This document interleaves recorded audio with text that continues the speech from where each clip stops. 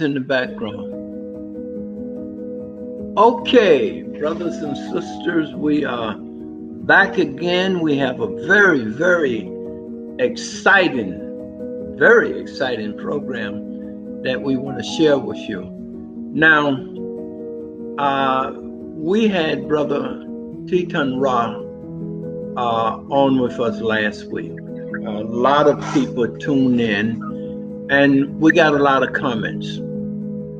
And one of the brothers called me and was saying that, you know, they thought this kind of venturing out and looking at topics that we generally just don't look at, but yet we understand that we are one with nature. We're the air, we're the water, we're every element in the universe is in us. Our ancient ancestors believe that. And so if you ever been to the temple of Dendera, there is a there is a zodiac in the ceiling of that temple, and it reflects 26,000 years of African knowledge and their perspective of what will come. The zodiac is divided up the same. It's a calendar, and it's divided up into seasons. And you know, all of the seasons are there. Pisces, Horror, everybody's there. And this is the season of Kephas. We have had a program on that. Kephas is the Ethiopian king, and it stands for the rise of the black man. And the energy that's pouring into this universe right now on this plane is the energy that is going to lift black people up, and especially if they are tuned in to their ancestors' knowledge and wisdom that they left for us to understand that this is a time of our rise. And a lot of things is happening that we may not understand, and we may say that it's really crazy. Some people were saying to me that, you know, that's a space cadet kind of program that you into. But you know, I've had the space cadet experience myself, which opens me up to it, and it was real. I wasn't high. I mean, but I used to go down to the river when I was in college. This is back quite a few years, and paint. I'm an artist. And I'm going to tell you, I'm going to open with my story so you'll understand why I can relate to brothers like TutemRa, and understand when he say that he, in his mind, he's a reincarnation of Tutankhamun. I was one day down at the river. I used to run 15 miles every morning. And I would paint. I'd go down there around 3 a.m. in the morning and watch, you know, the stars would still be out. And I would watch them when the sun come up. I would paint. I had a way of paint like pressboard on my canvas. I'd nail it. That's what I would use to paint on was pressboard. And it's kind of like plywood. And one morning, it was about 3 a.m. I'm looking up into the sky, and I see all these beautiful stars. And one of them started to come down. I mean, it was coming down fast. And all around me began to light up. I mean, light up like the sun. And I started to run from this park that I used to go down to every morning back to my house, which was the projects that I lived maybe 5 blocks away. But I realized that I couldn't get away from this star and this light. It was just coming down too fast. So I looked up in it, and when I looked up in it, it slowed down. And when I lost my fear of it, it stopped. And it stayed over me. Everything around me was lit up like the sun. Now, this is 3 a.m. in the morning. I'm down in this park by the river, the East River. Nobody there but me. Lit up. I mean, it was like the sun around me. And it stayed there for maybe 30 seconds. And then it started to like jerk, moving away from me on an angle.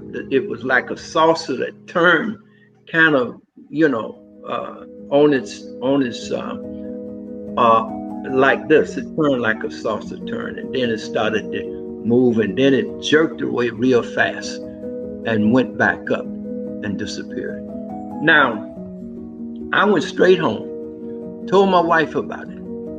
About 2 weeks later, because I'm at City College at this time, and I got an assignment in my Black Studies department to go to Vermont to interview these two sisters that were about 90 years old, and they had land up there, almost the size of a mountain. They could have a ski trail.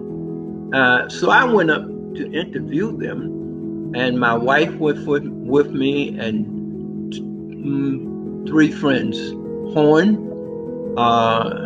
another brother, and another sister who was a medical student. We all in the car going to Vermont, and I'm in the back seat. I'm not driving.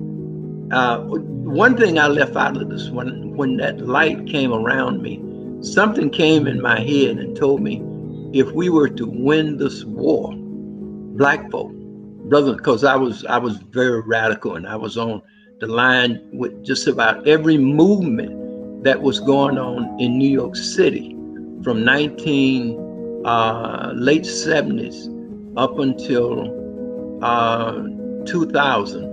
I was the official documentarian for the National Black United Front, all the demonstrations that originated in the House of the Lord Church with Reverend Herbert Daughtry, who ordained me as a minister. And it was out of the House of the Lord Church that most of the activity went on, the organizing of all these demonstrations and etc. So I was their official documentarian. Now, everything I tell you, now I don't have the light coming down, but I mean, I documented 20,000 hours of our history. Traveled to Egypt with Dr. Ben Van Sertima. I was with him when he did his research on They Came Before Columbus. I mean, whether it was Van Sertima, I traveled with Asa Higgiard to Egypt. Oh, everybody, I've been with them. I was the official documentarian. I followed them. Whether it was Dr. Oyibo going to Nigeria, I put together the delegation that went to Nigeria to represent him. And that was Reverend Bill Jones. Whether it was Alton Maddox, all of them, I documented this whole movement. I have it on tape. So what I'm saying, I can prove. But let me tell you, let me get back to the story. After the light came on me and the voice came into my ears that if we was going to win the struggle, we would have to be gods. And I took it literally that we would have to be gods. I didn't quite understand it. But we're on our way now to Vermont to interview these two elderly sisters about how they accumulated the land and so forth. And Hohen and Ellie, who was with us, she was a student, she was a medical student, and they were discussing God and the Bible, and I got just tired of listening at it, and so I rose up in the back seat and I said, I'm God, because that's what I had heard when I was down at the river, and that light came down and lit up around me. It said that if we wanted to win the struggle, we would have to be gods. And I said, I'm God. And I said it defiantly, I'm God. And that car left the road. We was doing about 60, 70 miles an hour, turned around in the middle of the road and headed back into the direction of traffic. And I remember looking at this 18-wheeler bearing down on us because we was going down the hill. Now we're going up the hill with this truck facing us. And I could see the brother downshifting the gears, trying to slow that big truck down. I could see him clear as day. And our car stopped and backed off of the road by itself. And that, as soon as it did, that truck went by me, and the wind knocked us over into that iron chain that was alongside the road that stopped us from falling over, kind of like in the cliff. And we waited there for about 2 minutes, not saying anything to any of us. And then Hohen, who was driving the car, he turned the key and the car started again. And we came off at the next exit and went in there and had some coffee. Nobody said a word to anybody. We didn't talk. There was no need to talk. I wasn't God. And that became as clear to me as the word at the time when the light came down saying I was God. Now I knew I wasn't God, but I was God. And later on I came to understand that we are all aspects of the divine. And when, like James Small said, we are gods having a human experience. So I hooked that up with the 26 years that on the calendar, on the walls, that says that it's our time now. This is our season. The black man is rising.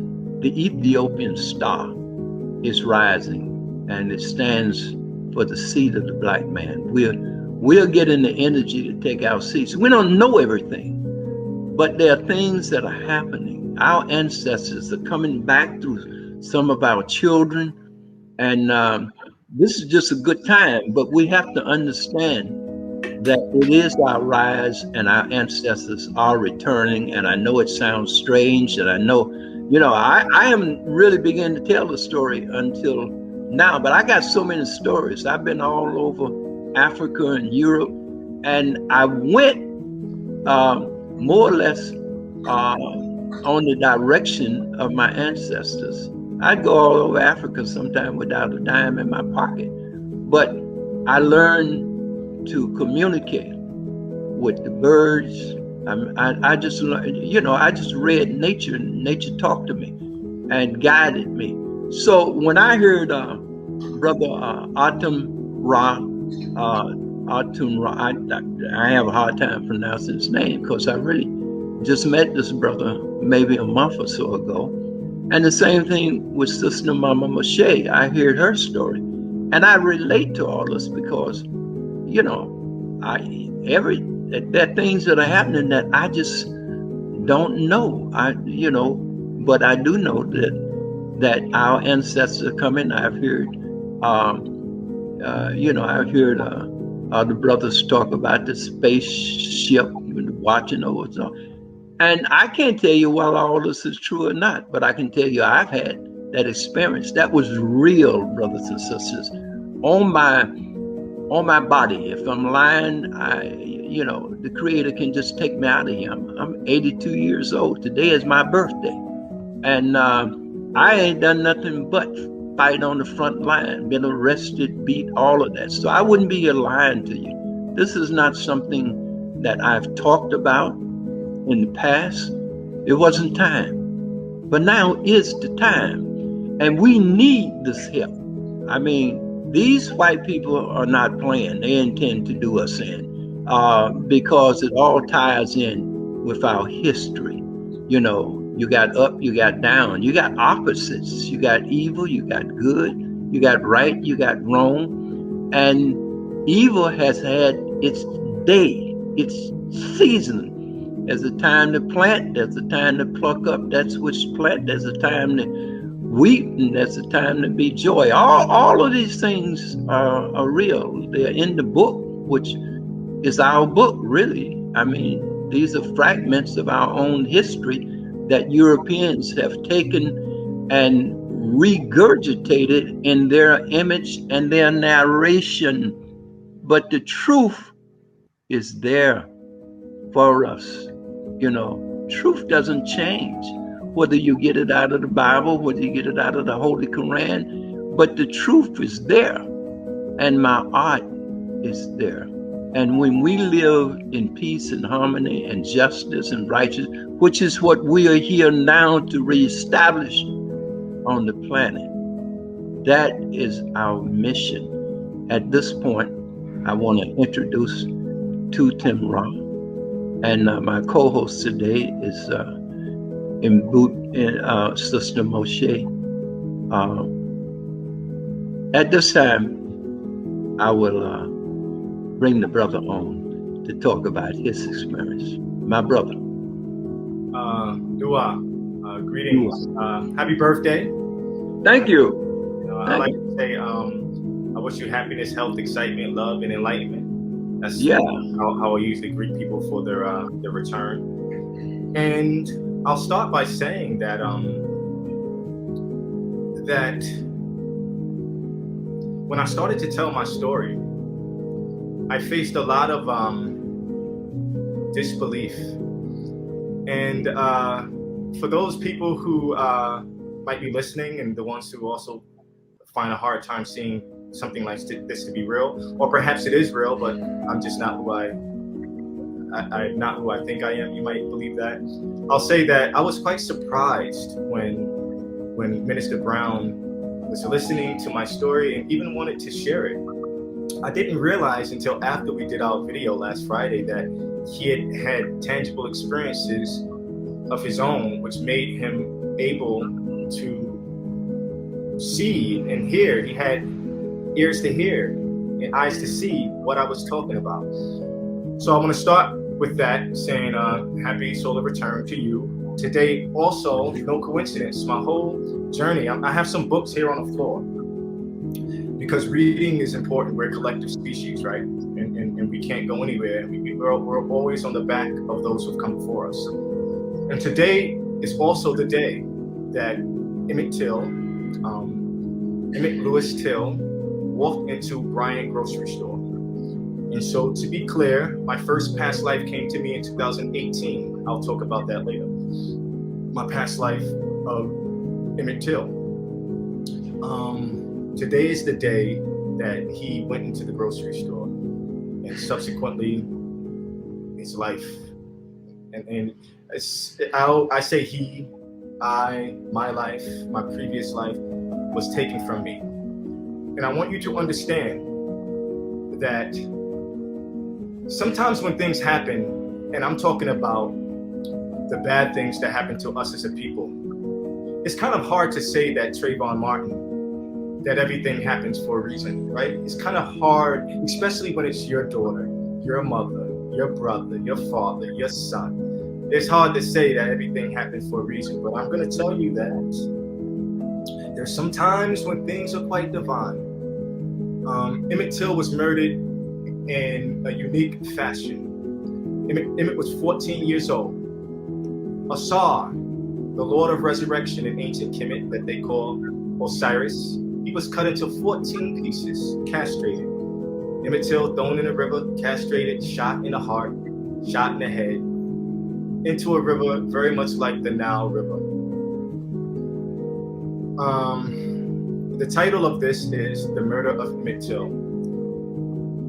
But I want you all, and the last time we had this interview, Minister Clemson Brown, you know, and like he talks about, is how do we affect the youth? How do we affect, especially the young brothers who are out here killing each other? You know, I want to stress the importance of reading. And I want to tell you a little bit of my story, how I came to know. Because it wasn't just one day, you know, he spoke about space cadets. It wasn't one day that I ate this thing called a mushroom and I had that. No, that's not how it happened. And I want to be very clear about this. And I also want to be very clear that after I do this interview today, that I'm going back to being a hermit. I have to finish this book that I'm writing. So it was very nice to do this and finally speak about this on a public platform with more of a fan base or following than I have of my own. So I'm going to start with this book right here.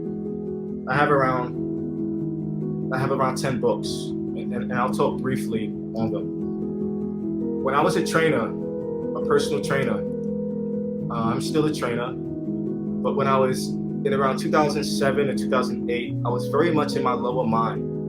I would chase women. I was working in the gym, and I always wanted to chase the prettiest woman that I could find. And I liked that. You know, it was fun. I had one client, though. I won't name her name, but she was a defense attorney. And she had rheumatoid arthritis, and I loved working with her. She was an older woman. And she used to laugh at me because I would always be in love with a new woman every week. One day she gave me this book, Soledad Brother, The Prison Letters of George Jackson. And I put it on a bookshelf. I never read it until later in my journey. My grandfather died in 2009. Sometime after that, shortly, I started to pay attention. I started to pay attention. And one day I picked this book up and I started to read about George Jackson. And that spun me onto other books. And it spun me onto lectures and paying attention. But let me just qualify George Jackson. George Jackson was born in 1941, the year of the snake.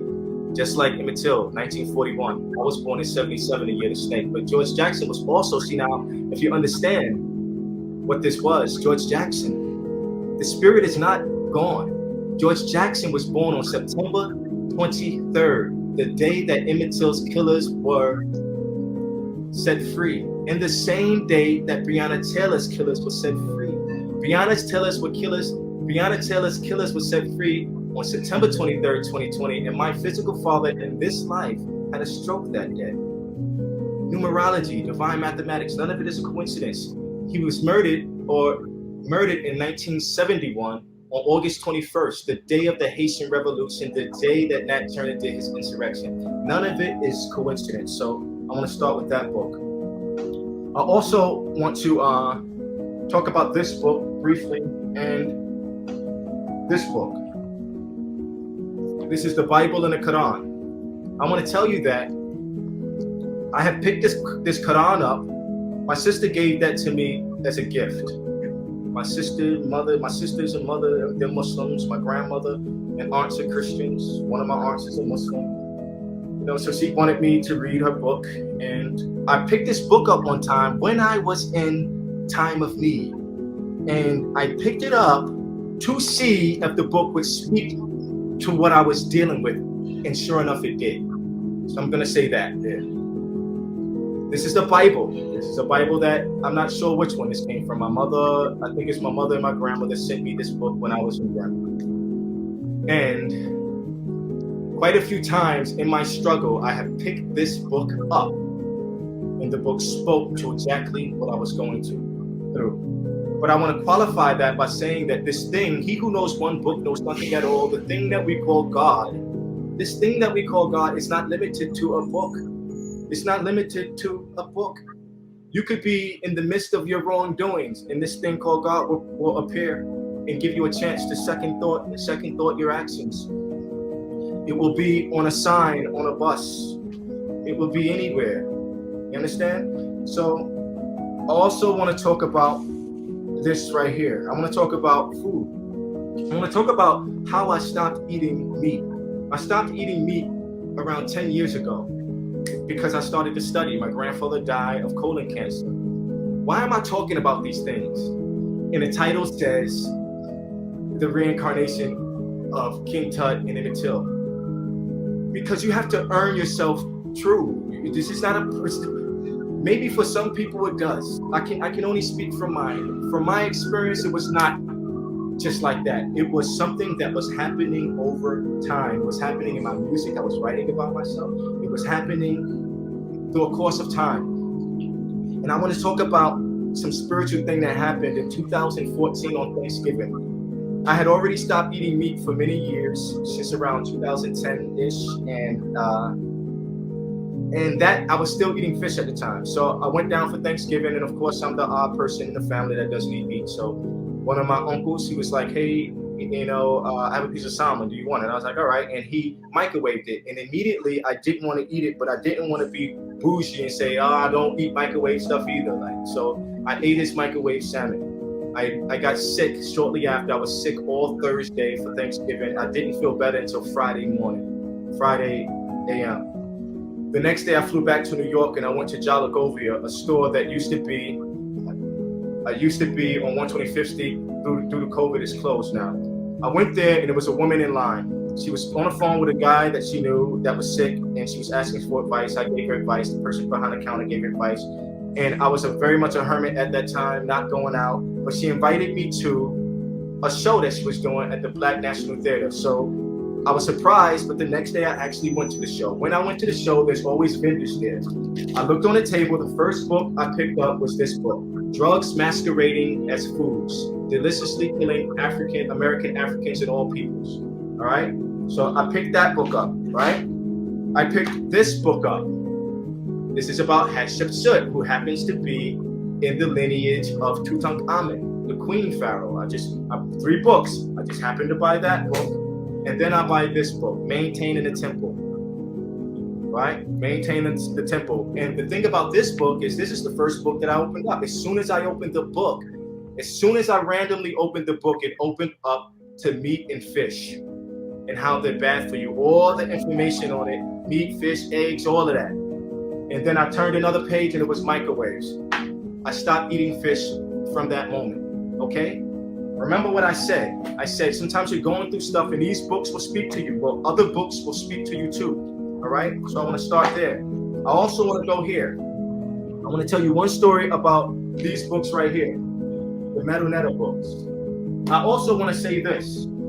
I've not read either one of these books cover to cover. I've read more of the Bible than I have the Quran. I have not read this book. Oh, I haven't got to that yet. I've read neither of these books cover to cover. I've not read this book cover to cover. Okay? So, all right, listen, that's a good point there. All right? So one day, what is the oldest writing? We're talking about books. The oldest writing with structure and sentences are found in the tombs of the Nasut-Bidis, the pharaohs. And these utterances, these writings are there to ensure that the Nasut-Bidi, also called the pharaoh, would resurrect into another life, into the afterlife, and have a safe journey through the Duat. That's what these writings were about. They were more likened to poetry than they were an obituary. They were repeated lines. It was like a song, a hymn, like the hymn to the Aten, put in the Bible, Psalm 104. So one day I'm writing a rhyme. This is a short story. One day I'm writing a rhyme. And remember, I've been a hermit for very many years. This is around 2014 or 15. I think this. This is perfect. I'm in proper order. So one day I'm writing a rhyme, and it's a Friday night. Remember what I told you? On Friday nights, really every night of the week when you're out there partying, every night's a week to party, right? Every night's a day to party. But for many years, I'll be at home, not out, not dating, not out, not drinking, not any of that. And one night I was writing this rhyme, and the rhyme said, I be seeing signs in the times. I be seeing signs in the times. Could it be the unseen communicating? Does every dream mean something? Is a falling star really a falling star? Do you know who, what, where, when you are? Man the unknown. You can go alone and go fast, or you can go together and go far, right? She saw my ancestor. She said she was my great-great-great-grandmother, my protector. I'll talk about that in a second. But I was writing this rhyme, and I remember looking out the window, and I remember thinking, pardon my language, why am I sitting here writing this rhyme? Why am I writing this music? I'm never going to do anything with it. Why am I writing this rhyme? And a tear came to my eye. I was in an emotional state, and I probably was really high on weed too, smoking weed, writing. And I remember looking over on my bookshelf. One of my bookshelves has a stack of books all the way down. And when I looked over, right in my eye view, right at my eye view were these 3 books. And as soon as I looked at the book, I was sort of angry. So I said, I wonder if this book will speak to me. And so what did I do? I challenged the Necharu, the energy that we call God. I challenged it. I said, I wonder if this book, and I just grabbed one. And I grabbed the Great Oracle of Tahuti in the Egyptian System of Spiritual Cultivation, Ra'un Nefer Medu Neter Volume 1. Have I read this book cover to cover? No. But that time I read a lot of it. I opened the book up, and as soon as I laid my eyes on the page, it said communication with the unseen realm. I closed the book. I closed the book because the rhyme that I've been writing that caused me to get emotional said, I be seeing signs in the times. Could it be the unseen communicating? And when I read that, it kind of jolted me. It was like kind of Ouija boards. I was like, I didn't like it. So what did I do? I went to my Instagram to change the subject, And as soon as I opened my Instagram, there was a page called African Library. It's like the ancestors said, can't run from this. As soon as my Instagram opened, there was a page of all 3 of the Medu Neter books. There was a page, they were in order like this. All 3. And so what was that? Was that a coincidence? I think not. So the girl that I met at the Jalagovia, she began to train with me shortly after that, like in December. And in January, she would be the first woman that I would ever meet that would tell me that she could see entities. And she would draw in my hallway, she would draw what she said was an entity. It was my great-great-grandmother, she said, my ancestor. And it was a woman. Actually, she wrote next to her ancestor. She said it was your ancestor with a man over the shoulder. And the man over the shoulder, in the comments, I'm not sure if I spoke about this last time. I think I wrote about it in the comments.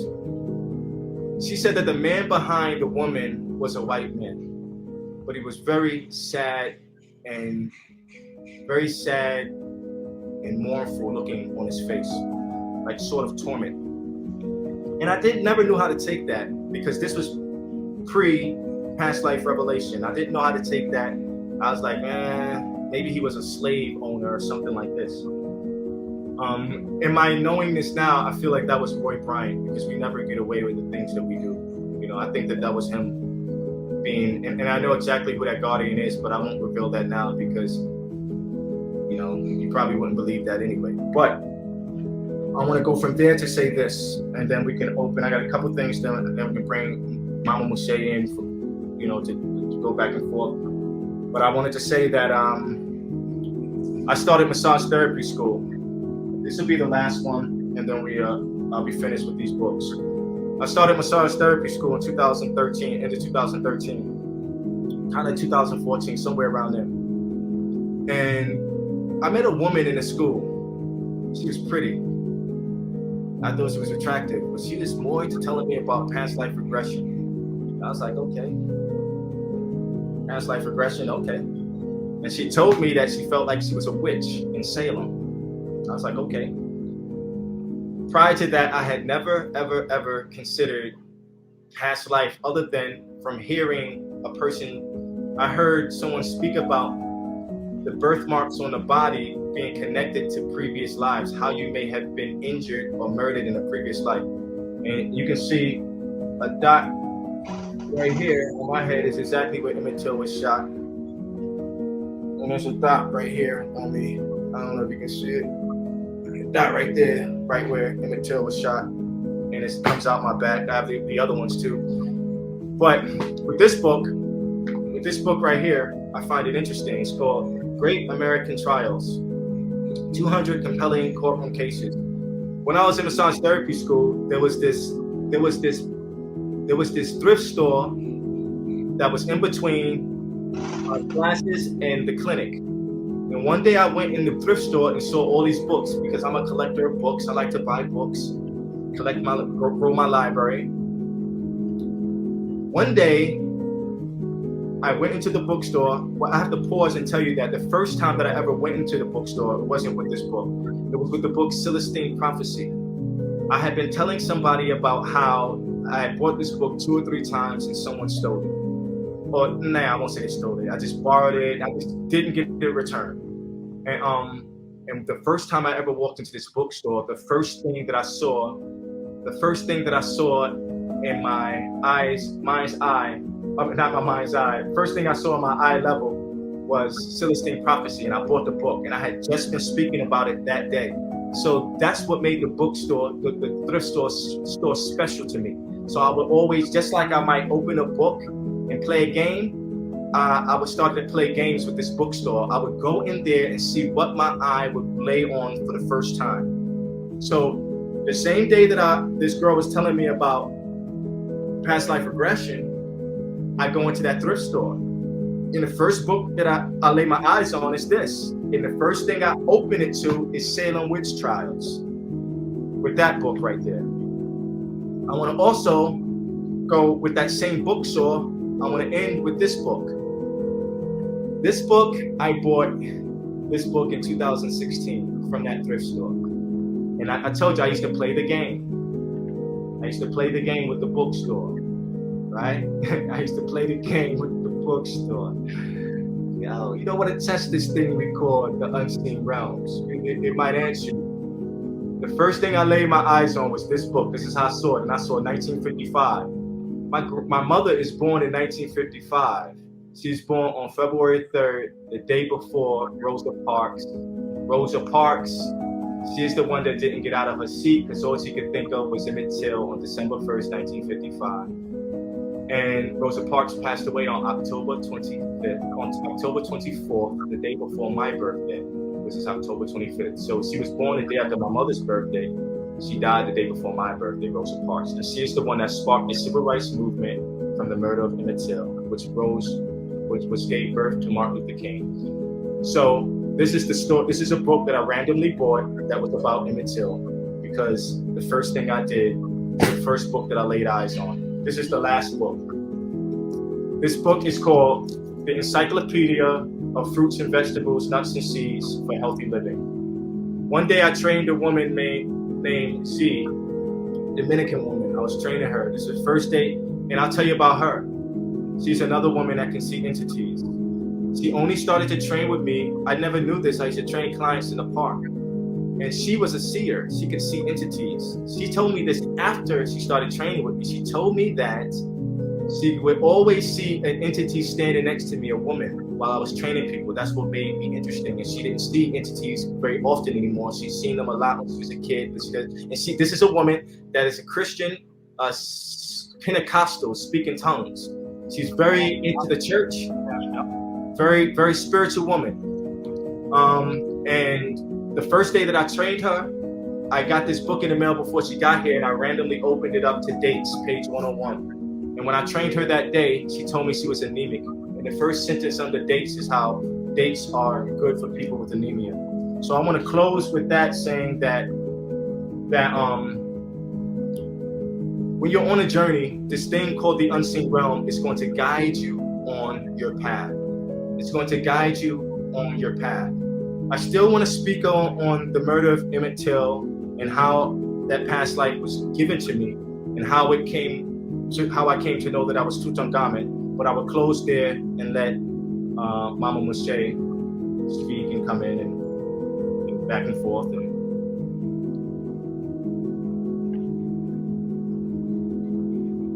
Yes, Mama Moshe.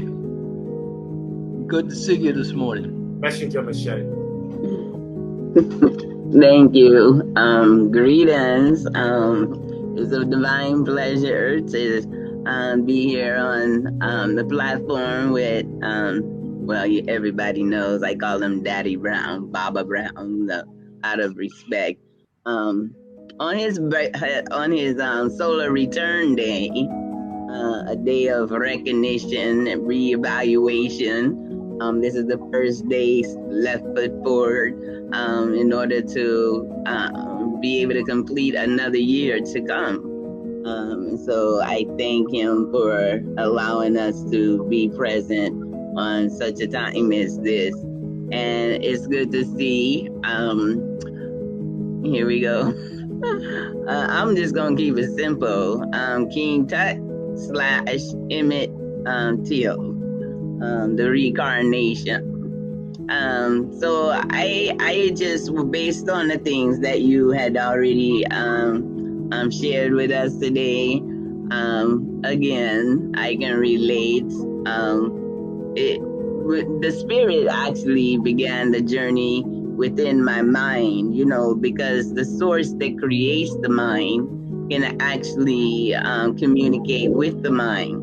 And sometimes because we're in a situation that is so chaotic, and so out of balance and out of order and not in harmony with the principles that oversee and govern us above, below, and within, the spirit has to allow us to recognize that no matter how we might self-appoint ourselves to a status that we may think we know it all and that we can do all, there has to be a time when the spirit sees that you're off to a beaten path that is not beneficial for you to intervene.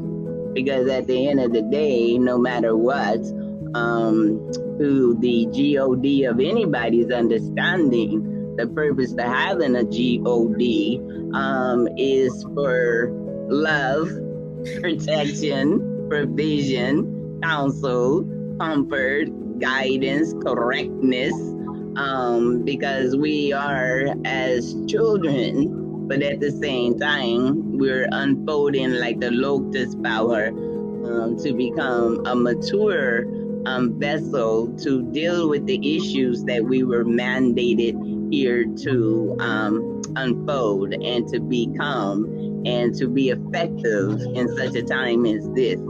So to be awakened to be a pharaoh, or awakened to be a priest or a priestess or a healer or an artist or a dancer or a carpenter, or any of the skills that we can recognize from the ancient of days that our ancestors utilized to maintain a civilization, society, from the mud huts to the teepees to the village to the palace, that we must recognize that in a paradigm shift, it is now time to acknowledge our own journey, the little breadcrumbs that leads to recognizing the position that we hold within ourselves to contribute to the vision, to be able to restore and to redeem and to repair and to rid ourselves from these self-appointed, these self-appointed patriarchal male dominant sodomite society, because that's where we are. There's nothing, like I said before, there's nothing wrong with patriarchal guidance, but when the male energy decides to utilize it for dominance, and they're displaying themselves as something that is not natural, then our eyes are open as the originators to expose the falsified duplicators. So no matter what it is that the gift that we find in a time where there's an unbalance, we're at war. Okay, we're at war. So when you awaken, your gift has to contribute to be able to put things back in balance, things back in order, utilizing the truth and the justice and the principles of the divine, because we are that manifestation of the words of our ancestors and the desire of our ancestors. And it should be the same desires within us to see what is chaotic to become peace, what is injustice to become justice, what is sickness and disease that we prefer to have healing. So to awaken to any ancestral gift, they see what is happening to us. They see and they know the solution to every problem. So when you awaken, you have to be able to contribute to the reparations and the restorations and the redemption that's not going to come through the politics of our adversaries. We are the council that what we're looking for. We are the gift to humanity to shine our lights. And we don't look to the same system to validate what we are being awakened to recognize who we are and that we're significant and relevant, and that at such a time as this, to restore the palace as well as the village, the teepee, and the hut, we have to do it without malice. And we don't look for everybody to be in alignment with that, because there is a certain amount that is known as a remnant that they know who they are and what they were mandated and sent here to do. And to contribute that, they will be able to recognize each other's voice, recognize the artists and the gifts, to recognize that the dancing is for to do war dancing and not twerking. Now, I can say that because I used to be a twerker. But anything that you've done for the world, when the divine spirit awakens you, she's gonna turn around and use it for the divine purpose of us being able to reestablish the order that she has gave us from the very beginning. So if you used to be a dancer, she's going to awaken and anoint you to dance for the motions and to be in line with the rhythm and vibration, to talk to the spirits of the earth, so that you can be in alignment and your movements will be able to call down the rain if necessary, to call forth the earth to quake when it's necessary, to call down the lightning when it's necessary, to be able to call forth the animals, the spirits of the earth to protect you. Because when we wind up in this wilderness, and believe me, those who don't take the job, it's very important that you be in alignment with the spirits of the earth, because they, where we are those who profess to be have dominion over the animals, our sisters and brothers, they have not read the Bible. They have not read the Quran. They have not read any books. But within inside their nature, they already know the past, and what we who now come into their environment must be able to be the student and not the teacher, not the dominant one, but the surrender, because they are the ones who is going to lead and guide us in the pathways of the wilderness. So I'm just grateful that those who have eyes to see, they'll be able to perceive. And those who have ears to hear, that they will be able to hear. And those who have a heart to combine what they see and perceive and what they hear, and be able to understand that they combine it and apply it so they can magnify it and be fruitful in such a time as this. Because this is not a play game. The time that we're living in is the time that if you are foolish, it is now time to become wise. If you are immature, it's now time for you to become mature. And with that, for at this moment, my brothers and sisters, Mama Moshe is complete. Okay, I wanted to respond and say dua to that. Minister Brown. Oh, okay, so let's keep it going, my brother. So let's talk about Emmett Till. First thing I want to say, I don't know if he's where's he at? Minister Brown, where you at? I don't know, but you want to change the camera? If not, they can still hear my voice. That's fine. Listen, I want to say this, but I wanted to say this so the person can see me. His name is Haru El Ra. I want to say to you, Mir E2. That means I love you, brother. In Metonetta. Mir E2. And the energy that he has in the chat, he's very hyper, very emotional, and very adamant about me not being. He's not saying that I'm not Emmett Till. I'm just not Tutankhamun. You know, and I want to tell you, it has been going on 4 years since I know I was Emmett Till consciously. And it's been it's going on 2 years. Going on 2 years since I've consciously known that I was TutemRa. And it's been around 4 or 5 months since I've run into brothers. So I'm speaking to you in love, brother, because I'm speaking to you in love because, like I said, I never thought I was somebody else until these past lives came to me. I was quite comfortable being who I was. I scored all the touchdowns. I was Soldier of the Year. I was the most, most profitable trainer in the gym. I thought I was living a life that I was good, and those are the types of things that built my personality. I never had a problem finding a woman, so I felt confident about myself. I didn't need to romanticize about being a pharaoh. You know what I mean? So I speak to you in love, man.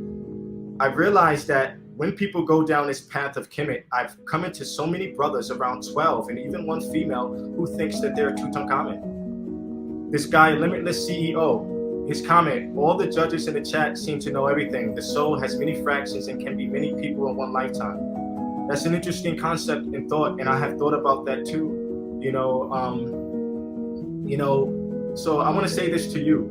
I want to continue my story about how I came to know that I was Emmett Till. And I hadn't really spoke about this. I really hadn't spoke about on my social networking platforms in great detail, verbally. I put it in my music. I put it in my comments. I've written it out, but I haven't spoke it like this. I was really saving it for my book. What do I want with my book? I want to lie. I want my book to be the most groundbreaking book written in modern time, because quite frankly it is. When you see all the things that came together, when you see all the ancestors who came together to help awaken me, this is not just some hocus pocus. My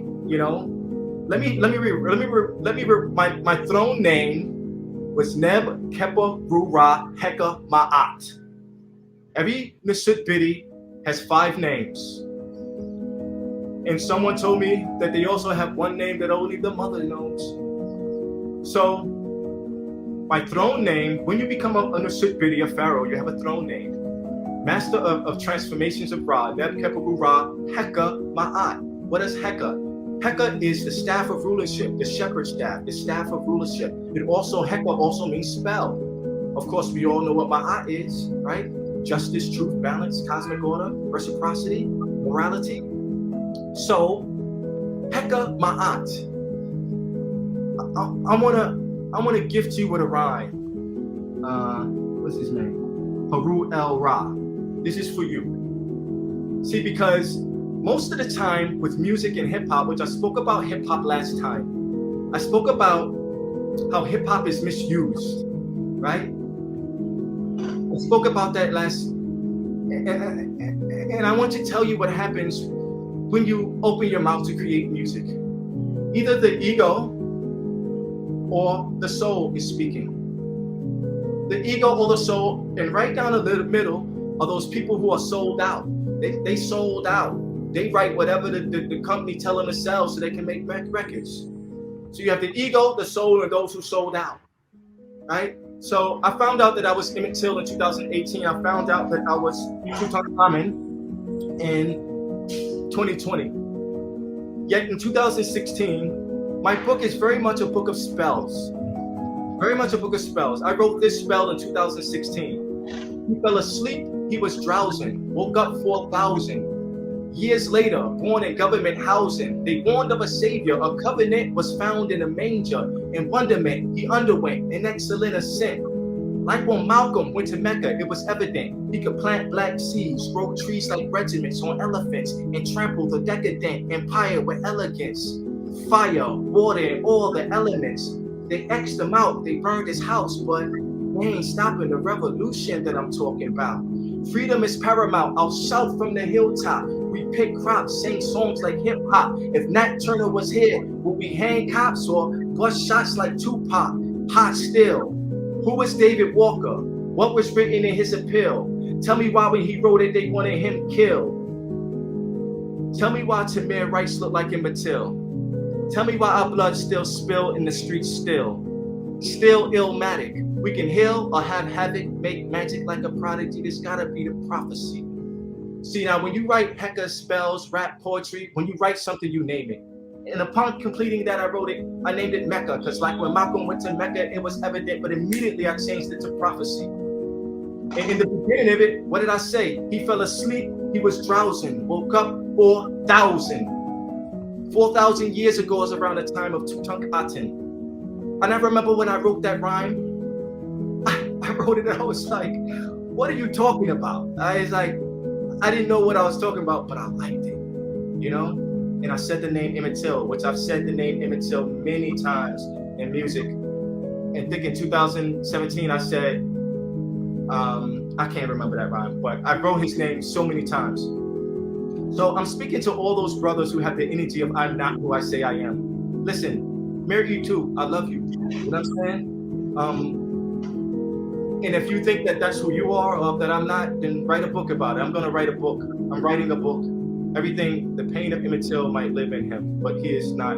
But is he Emmett Till? No. He is participating in the passion. Okay, economy. Okay, all right. So let me go into my story of Emmett Till for whoever just left that comment, 5-star review. Let me go into for those people who have eyes to hear. So in 2018, I signed up for a Kemetic yoga course, Yoga Skills. All right, I signed up for this course. I think you can see that, right? And in this glyph, you see the Necha head, who is the Necha of infinity millions of years. He is in a pose that they titled or named the pose of immortality, right? So this is the Necha head. This was the logo of the course that I went to. And I spoke about it in the last video about why I went to the course with the dates and everything. And I spoke about how when I graduated, my past life was given to me. But I also spoke about how so this is Tutankhamun's royal chair, his throne chair. So on it are the names, speak on the spirit, that's all you can prove. So here's the throne chair. So I take a course randomly, that has the logo, the throne chair of Tutankhamun. And I did not know that when I took it. I did not know who that Necha was when I took that course. I had just been looking into Kemetic yoga, and so I took the course. Let me explain. The day that I graduated, we went to a vegan restaurant, we ate, and one of the girls in the course said, let's go to the African Arts Festival. I had never been to the African Arts Festival. I was 40 years old. 40 represents preparation and tribulation. 40 days, it rained for 40 days, it rained for 40 nights. Fasted for 40 days, fasted for 40 nights. All these biblical numbers, right? Numbers mean something, right? I was 40 years old. And thank you. I know he's not lying. I can feel it and I can see it. Do all. Married you too. And so we go to the festival. Like, remember the story that Minister Clemson Brown spoke about in the beginning? He saw this light, he heard this, so the voice and everything. I'm at the festival looking around. My first time there, I did not grow up in a family that took me into African things. My mother was a struggling mother, single parent, didn't grow up with my father. So I didn't grow up culturally, with Africa on my mind. No, I grew up, I didn't grow up like that. So I'm at the African Arts Festival and I hear a voice in my head. And it says, walk away, you're gonna meet a beautiful woman. So I walk away and I'm walking, and then all of a sudden, those who have been to the festival at Barry Commodore Park in Brooklyn, New York, there's the big stage, and if you make it right, you make an about face 180 degrees. If you go all the way to the other side, that's where all the food is. So I end up, I'm over there where someone's selling stuff, and then I see this woman, and I had forgotten about what the voice said. At this point, I'm just walking around, and then I lock eyes with this woman with dreads, with locks. Dreadlocks. And for some reason, electromagnetic energy, we start to talk. We start talking and we're trying to figure out where we know each other from. And telling I just graduated to Comedic Yoga instructor, blah, blah, blah. She said, I've been thinking about Comedic Yoga, blah, blah. What do you, she bends, she's bending there. Oh, I'm a, massage therapist. Oh, you should come and do massage here with me. And I'm like, okay. I'm like, all right. She offered me to come back with my massage chair. And then an old woman appears. An old woman randomly appears and wants to take a picture with me and my feather and her locks. So she takes a picture, gives me her information, she walks away. After I take Mars, the woman's name is Mars, Empress Mars. I meet Empress Mars. You can find her on Instagram, Empress Mars. You confirm the story. The story is too connected. Let me show you how he is now who he says he is. Let me show you how the ancestors will direct and order your paths for you to find out who you are, given that you earn it. So I walk away from Mars. We agreed that I would come back. The woman took my picture. She walks away. Then I run into Hadia Barbell. I hadn't seen Hadia in about 8 years. I used to train her. She's a good friend of mine. And I found out earlier this year, or the end of last year, I didn't know this at the time because the revelations hadn't came. I hadn't seen Hadia in about 8 years. She does goddess retreats and stuff. But Hadia has a son born on August 28th, the day that Emmett Till was murdered. And she also has a son, another son that has a tattoo of Nefertiti across his chest, which is Tutankhamun's stepmother. So, right? So, I leave the festival. I come back the next day on a Tuesday. I was born on a Tuesday. That's Mpu, right? Ruled by Mars. I come back on a Tuesday on July 3rd, which used to be the day of inundation of the Nile, right? The star that, July 3rd was the day that the Sirius star appeared after 70 some odd days of being gone, right? The Sirius star would appear again, marking the same span of time of mummification, 70 days. So I come back on that day and she's not vending in the festival, she's outside. So I'm like, damn, she's not in the festival. So I walk in the festival and I go inside and I see Mfundisi, Jehujimis. And I say, Mfundisi, I got my chair here, can I please vend next to you? And he says, yes. So now I'm in the African Arts Festival vending under a Kemetic priest. And July 3rd, I only worked on 2 people that day. July 4th, I can't count the amount of people I worked on. But the first day, the first person that came to me, her name is Akua. She is another woman with dreadlocks. She is a healer, a massage therapist, a Kemetic yoga instructor. She came to my chair and said just what I was looking for. And she came and sat in my chair. When she sat in my chair, the old woman appeared again.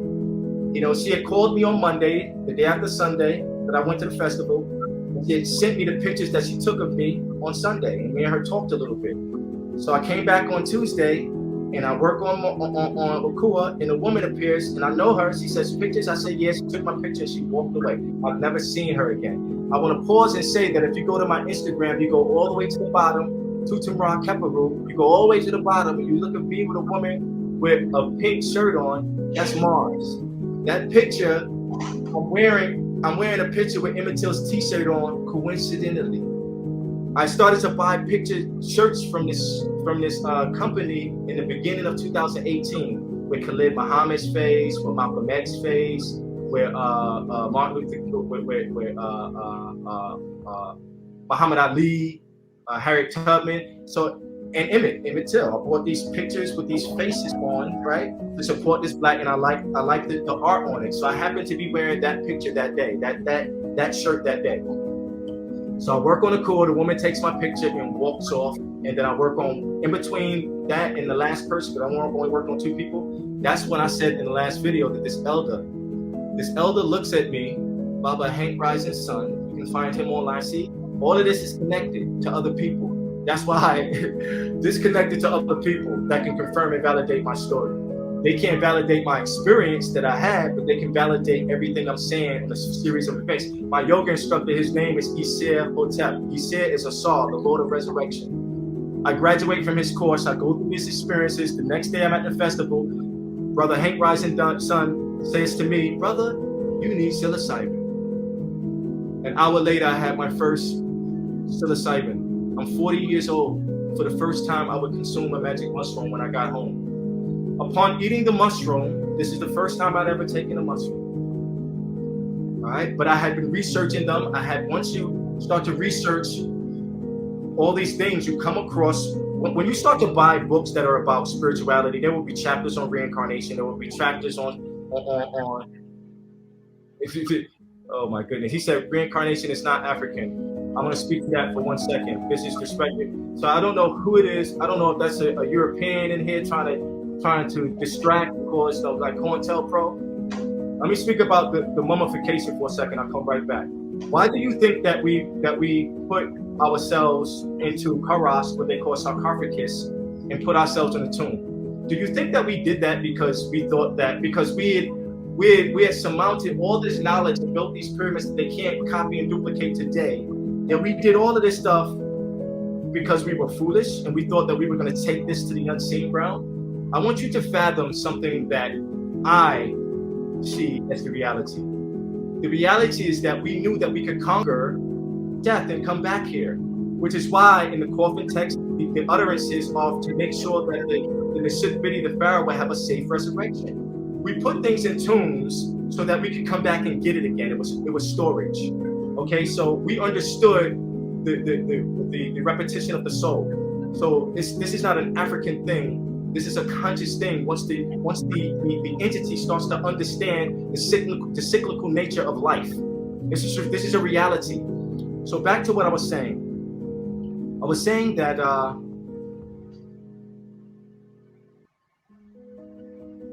where was I at? So I ate the mushroom, and my body starts vibrating, and then I go to my email and I check my email. Oh, I skipped a part. I said that I started buying these T-shirts. And when I bought the T-shirt of Emmett Till in the beginning of 2018. Brother, let me interrupt for 1 second. Yes. I was trying to put up some of these comments so that we can interact with the public. But I noticed that a lot of the names, even Haru El Ra, he's taken the name Haru El Ra. I know. Why are you calling yourself Haru? And yet you are somehow denying against the brother who calls himself TutemRa. And I'm seeing a lot of names that are directly taken from the African or the ancient Kemetic titles that we actually had. And I'm not denying Haru Ra because I like that name. I just haven't given myself one of these names, but I have been given one. So, I just wanted to kind of clarify some of this so that we kind of broaden the dialogue with people who are looking, because we need to explore and understand deeply what time it is and what is happening. Our ancestors are returning in our children, in us, but we have to be conscious of that. I'm sorry for interrupting you. Go ahead, man. That's okay. I'll also piggyback off that. And that's why I said Mir E2 to him, that I love you. The reason that he's that, the reason that I feel that, because I have come across many brothers who feel that they're King Tut. And I feel for them. I feel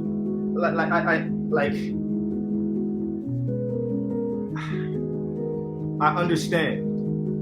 Part of me doesn't understand because I've never thought I was anybody until this was revealed to me. But I can understand when you take in this information and I get it. But just like these books say, there were many false people will come. Haru El Ra, you got confirmations, but you ain't got this story, brother. Let me continue. So I bought this T-shirt of Emmett Till. What does Emmett Till mean? Emmett was murdered on today, 1955, August 25th. Emit means to give out. It also means truth, right? Like the feather of truth, emit. Till, like a cash register. Till when? Till infinity. Emit till. Emmett Till's father was born in 1922, like I said last time, the same year that Tutankhamun's tomb was discovered. Aten, his remains are in KV Site 55, which is the year my mother was born, which is the year that Emmett Till was murdered. I bought that T-shirt of Emmett Till in 2018, and upon wearing this T-shirt, mind you, I bought the other ones too, Malcolm and Khalid, and no one ever said to me while wearing this T-shirt, "Excuse me, is that you?" It would be the old ladies. Now this is important. Remember, the old lady took my picture. It would be the old ladies that would look at me, and around 4 to 5 times this happened before the festival, before my past life revelation. Because the festival was in July, so I bought the T-shirt in January, and these females would look at me, and I would be going to the supermarket, and they would say, "Is that you?" And I would say, "No, that's Emmett Till." And I remember the last time it annoyed me. I said, "No, it's Emmett Till," but in my mind, I'm thinking, how could you? Because mind you, that these were always older women. I'm like, how would you not know who Emmett Till is? Isn't that funny? I go to the festival wearing the Emmett Till T-shirt. I go home, I eat the mushroom, and then I check my email, and the pictures that the woman took of me that very day, who I've never seen again, she took pictures of me, and in the picture, you see how this right here on my shoulder is warped? You can't really see it for what it is, it's warped. The picture of Emmett Till's face was warped, and my face in the picture was warped. It distorted it. The T-shirt was bent, so it was distorted, but my face was distorted. And upon seeing that, under the mushroom, my body shook, there was an explosion in my head, my knees buckled, and I almost fell to the floor. And immediately, instantaneously, I knew who I was, but also another voice said, "It's not true." I didn't believe it. I didn't believe it, but I believed it because I Googled him and I realized I started to piece everything together. I started to say, okay, when was he born? July 25th? Oh, I'm born October 25th. Oh, that's a coincidence. The yoga course was $2,500. The mushrooms were $250. 25 is a day that runs in my life. I was disqualified from Special Forces School on October 25th, my birthday, on my 25th birthday. I wasn't supposed to be there. The ancestors said, no, you're not going to go there. Understand 25, I could go on and on and on about 25. The ring that identified Emmett Till's finger, it said May 25th on it. For those people who say, I'm going to speak this too. The people that say that, so Emmett, he would be born in the same line of Emmett Till. That was one of the comments. You should be born in the same line. Emmett Till's cousin that was there that night, his name was Wheeler Parker, like the Wheels of Destiny, Wheeler Parker Jr. He was 16, Emmett was 14. I was born in 1977. Wheeler Parker Jr. took his call to ministry in 1977, the year the snake, the year I was born. My grandmother's name is Parker. Her last name is Parker. So I come from the same family line as Emmett Till, who was murdered in the same type of fashion as the Nasarian resurrection.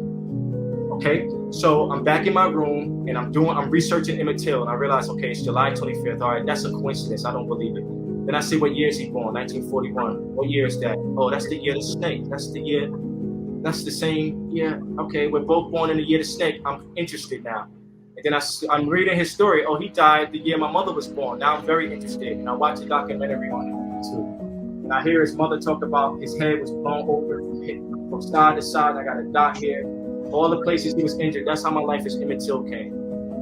You know, and I didn't say this last time. Then 2 weeks later, Baba Harut Hank Fry's son, who the next day when I came to the festival and told him about my revelation of Emmett Till, he's the one that said, brother, you need psilocybin. The thought came to him. Let me tell you why he said that. Because just like a bird has a spirit, a human has a spirit, a tree has a spirit, the mushroom, it has a spirit. In the same way it can push thoughts in you, this mushroom, if you ask me, that's what I think what happened with him. Why did he tell me that? Because I earned the right to know these things, and I needed something that I was searching for. And another, but it'll use a vessel, just like it'll use a book. It'll use whatever this entity, it'll use people, it'll use books, it'll use all these things to get you to follow a path. You know, but you got to be on the path. Whether you know you're on a path or not, you're on a path. That's the truth about life. You know what I mean? And hopefully in this lifetime, you'll realize and understand that. You know, so that's how the life of Emmett Till came to me. You know, so 2 years later, my life with Tutankhamun would come. And so we wanted to speak to questions in the chat. Everything has different feelings. I feel he is not him. So now what? That's again Haru El Ra. Peace, brother. You know, do you want to go into some of the questions? I actually want to talk about. It's not about me being this person. Okay, I'm going to prove that in this book, and I'm proving that here with these things here. I even look like myself. What for? Why? Let's get to that. Why do I know this? Because I have a story to tell you. How did I come to know this? I started to write hecka, spells, music. All of my music was fueled by the murder of Black life. Was fueled by the murder of Black life. When I went to massage therapy school, the first place I took classes was Riverside Church, which is the same place that Martin Luther King gave his speech a year to the day before he died on April 4th, 1967. He gave a speech and he talked about, and a year later they murdered him. That's the same day I had my past life revelation of TutemRa. So why is this important? This is important not just because it's not all about me. I spoke about it in the beginning. I spoke about a man. Who am I? I'm in a flesh physical body. But what did I do? I made changes. I made decisions. I started to change the way I thought and my actions. I started to change the way that I ate. I started to change the way that I lived my life. What I started to do with my time. How I started to manage my time. What I started to revere. What I started to listening to. Bobby Hemmett was my favorite lecturer. I listened to many hours of him. If you take H off of Emmett, it's Emmett. Emmett Till's nickname was Bobby. Everything about what I'm saying you is going to ring to be true. Okay? But why? So this is my plea to our people. You know, my plea is for unity on all fronts. Even though there's a reality of things that it won't be everyone, but it'll be enough of us. It'll be enough of us to try to honor and go back Sankofa. Remember where you come from. Remember where you come from. What is behind you? This is the oldest writing that you're going to see. You know what I'm saying? Honor your ancestors. It says, honor thy mother and thy father. Let me tell you something. These people who make movies, they honor their mothers and their fathers. You understand? If you go watch Lovecraft Country, it came on Netflix or one of these shows. These people know already. They know this stuff already. You know what I'm saying? So in Lovecraft Country, it's like a 9-episode series. In episode 7 is the murder of Emmett Till. It's all about a white family and a black family looking for a book of spells. The oldest book of spells come from the 18th dynasty. These are the utterances to make sure that the understood had a safe journey to the next life. That's immortality. In the show, they were searching for the immortality. The white family was playing with magic. They were searching for immortality. They had to go to this black family to get it. They had to go back in time. So they went back in time to Black Wall Street, in the midst of Black Wall Street. You see how they're using your history against you? They're using it and they're making you watch it. I wrote a rhyme and said, acting versus action. We don't take action. We get roles that act in movies because we relaxing. I miss Michael Jackson. We watching movies all the time and we acting instead of taking actions. And you're going to keep playing into the show that they're going to show you over and over and over. This new show, this new song. And in this show, it's about immortality, about a book of spells. They had to go back to Black Wall Street, in the midst of Black Wall Street, and go into the house of their ancestors and convince these people from 1921 that they come from the year 2020 and to give them this book of spells so that they could come back here and create this magic. And so if I'm talking anything, I'm trying to talk to some magic to awaken you up to remember who you are. It is no question of who I am. The problem is that the people who retracted, you want so much to be a pharaoh. You want so much to be a king, to be this, to be that. You know, I didn't want to know this. I didn't come out and say that I'm that. This is something that was revealed to me. You understand? And it's not the most easiest thing to deal with, especially when most of it, like I said in the beginning, I was surprised when he believed me or he knew it to be true. Because most of the people, even the people that I've named, some of them don't even believe what I'm telling you. But I don't have time for that. I'm telling this story because people need to know it. We need to understand that if we do not unify, come together. What is it called? What is it called? What word am I looking for? When we come together and share our assets, there's a word for this. It slipped my mind. But listen, reincarnation is real. Reincarnation is real, and just like you don't remember the dream from last night, there's a chance that you can come back here again. Many of you listening, don't worry about what the other people are saying.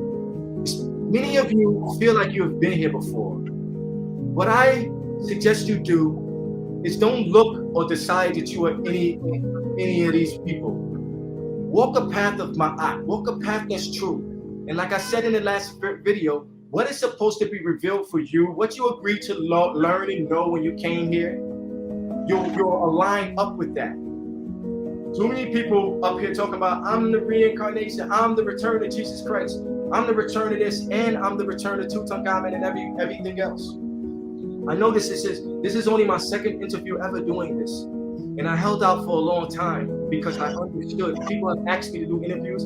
Actually, the only place I wanted to do an interview, and I sent Lord Jamal a text message several times. I wanted my first interview to be done on a Godcast because my book has so much hip hop in it. It's my hip hop spells. You know, it's my spells that help to wake me up. I'll be the Black Seed Osiris, see sunset, looking for a set ISIS, black duality crisis, born in this white man's world of civilization. When I think about a king, I'll be thinking about Akhenaten. I wrote that in 2012 or 13. You understand? My soul was speaking already. Who's Akhenaten? Tutankhamun, King Tut's father. When I'm thinking about a king, I'll be thinking about Akhenaten. I'll be the Black Seed Osiris. Who is Osiris? The Lord of Resurrection. I'll be the Black Seed Osiris. See, sun, Set. Who is Set? Set's the one that put a saw in a basket in the coffin, cut him into 14 pieces. Emmett Till murdered at 14. My soul was speaking. You understand? You know, so what is this for? This is for unity against all people. Instead of killing each other, instead of wasting your time watching the stuff that they're going to program for you, pick up the books that are left for you from your ancestors. Here's another book that I think you should read. I brought it here. You should read Octavia Butler, Seed to Harvest. You really should read that. You should read all Octavia's books. You should read books that stimulate your mind. You should listen to music that stimulates your mind. You should get rid of every music, any type of music that is derogatory, right? You should only listen to music that edifies you and builds you up, that teaches you something, all right? Because like I said before, that is also the food that you intake, what you listen to. I want to take a break and let someone else, Messenger Miche, speak to. I kind of got riled up right there.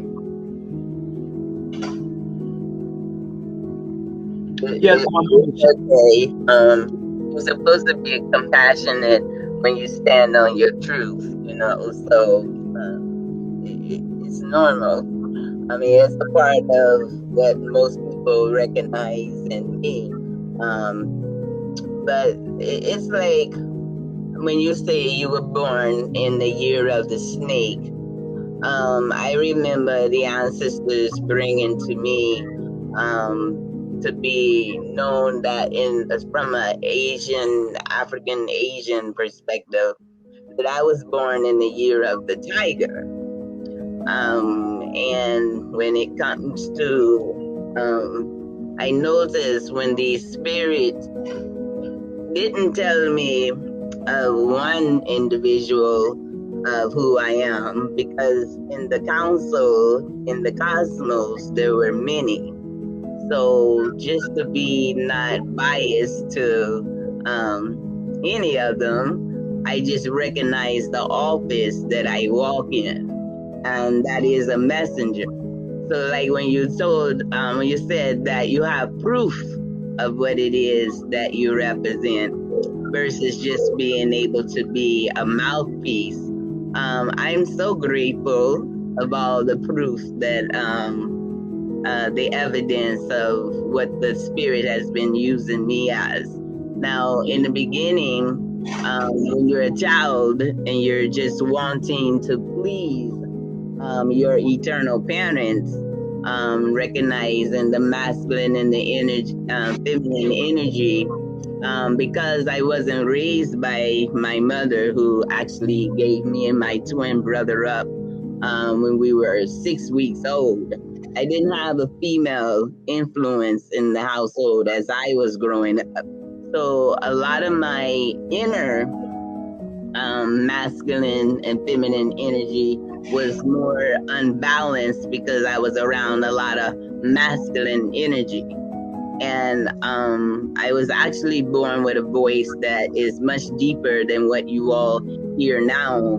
But my daddy gave me a complex one day when he pulled me to the side and told me, if you don't get the bass out of your voice, I'm going to take it out for you. And plus, no man is going to want you talking deeper than them. So I was struggling because I realized I couldn't keep friends in school, and whenever I opened my mouth to speak, people automatically thought I was being rude, aggressive, that I had an anger issue, which I did. I had a hidden one, but nevertheless, I mean, I wasn't trying to express it through my voice, but nevertheless, what the spirit was showing me, everything that I had hidden was actually an attribute for such a time as this. Now, most people in the community knows me as Mama Lioness Adasa. Now, when the Divine Spirit would send me to quote unquote places of worship, whether it be Christian, whether it be Hebrew Israelites, whether it be Muslim, or whether I've even been sent to a synagogue before. Now, when the Spirit tells me that they're sending me in this place, I didn't realize the Spirit was sending me to be active in the office of what she's actually called me to do. So I noticed when I'm sent to these places, the Spirit always say, I want you to hear a word, but I'm not going to let you leave without leaving a word. Now, Now, that experience, I would actually get my teachings at home from the Spirit. And so whenever I go someplace, I'm always having like confirmations. And when I go into these places, I would hear like a confirmation, but yet I would hear it mixed with deception. And the Spirit would always stand me up where a lot of people say you're out of order because this is not decent, or how they say it, everything has to be done right and decent and in order. But because we are the light to the nations, we are walking in order. And when we open our mouth, we put things back in order. When we hear a lie, we have to bring truth to actually devour their lies. Now, I'm grateful that the Divine Spirit has left evidence of the visitations that I have. So there's major churches, very well-known church. I'll mention one. Most people, if you're in the Georgia area, there was a pastor named Eddie L. Long. Now, the Divine brought me here to Georgia. I didn't know the Spirit was sending me to him to be a messenger to him. So I went there for the Divine to use me as a mouthpiece to speak to him. Now, before it became public of everything that he has been accused for and everything being revealed, the Spirit had me to say these things. I'm not concerned about what the Spirit has me to write or what the Spirit has for me to say. I'm the mouthpiece. I'm the messenger. A lot of people hate the messenger, but they're not listening to the message. And a lot of people hear the message, but they don't receive the messenger because it's not coming from what they have pre-thought that messenger is supposed to be like or look like. When he actually received the messages, he would always decline it and use his what they call the ones who are supposed to be protecting him. Now, see, it doesn't make sense for you you're a preacher and you're talking about you believe in God and that you're always protected, but yet you still need an entourage to protect you. But nevertheless, he would always send them to keep me from them. But one day, the divine spirit had me to dress in my service robe and sent me there. And the spirit told me, when you hear my words, I want you to stand up and you speak what I tell you to speak. That particular day, there was thousands of people in that place. And I heard the word where the spirit had already revealed to me what the word was going to be, but it was coming out of his mouth. And he was saying, watch this, watch this. So he knew I was there. He knew that the spirit was sending me to him. And he said, watch this, watch this. And he said the word. And then naturally I stand up and then the spirit takes a hold of my mouth and I speak. And immediately he was saying that you are not going to do this in my church. Then he said, shut up. Now, according to the understanding that I had at that time, you're not telling me to shut up. You're actually telling the divine spirit to shut up. And when you do that, then you're going to be held accountable for what comes out of my mouth next. And so I kept speaking. And then all of a sudden, these two big muscular guys come out. One take me by this arm, the other one take me by this arm. Anybody who is sitting here from maybe 10 years back, I'm the one that was dressed in all white that they came up and literally picked up, carried out of the church, put in a police car, and was accusing me of all kinds of things. But my mouth, the spirit was still going.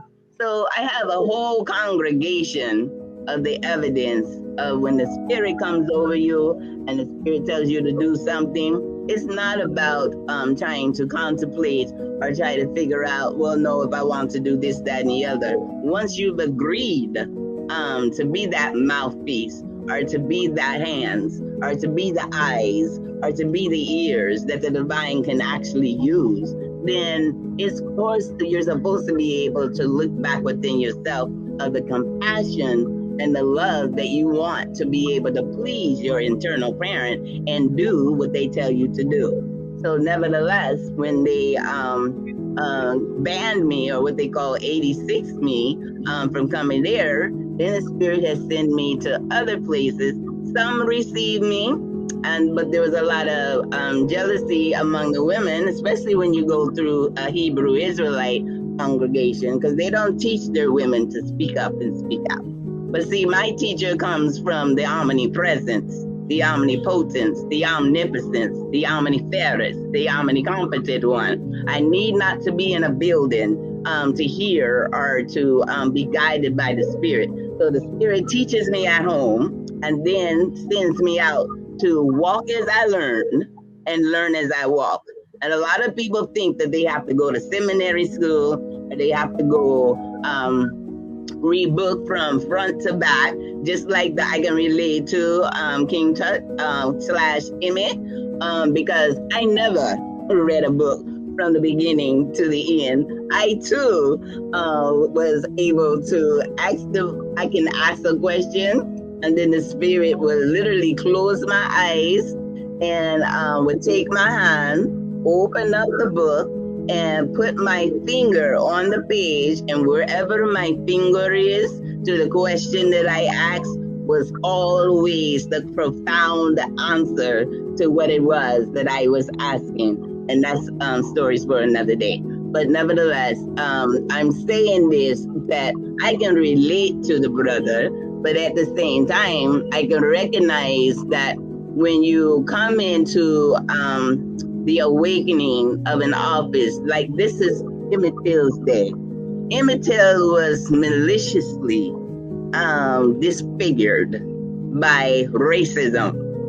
Now, for me to wake up into a realm in the same environment where there's still resistance and racism and all of that still exists, and know that the two people, the two brothers that was acquitted and released, my first action of office is that I must be sent here to be a judge. I must be sent here to assist with truth, balance, order, law, and justice, to be in harmony with the divine laws. As it is above, so it shall be below.